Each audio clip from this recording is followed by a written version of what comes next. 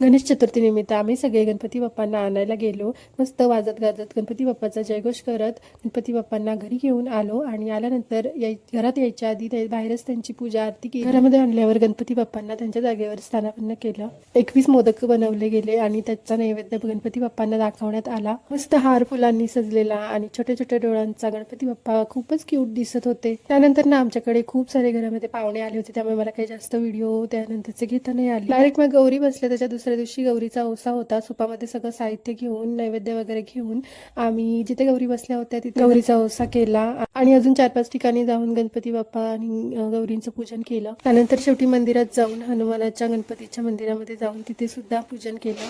गौरीचा ओसा ही कोकणातील पारंपरिक पद्धत आहे जी दरवर्षी केली जाते. मंदिरात पूजन झाल्यानंतर घरी आलो आणि घरातल्या गणपतीची सुद्धा पूजा केली. ती पूजा झाल्यानंतर शेवटी आपल्या नवऱ्याला सुद्धा ओवाळायचं असतं.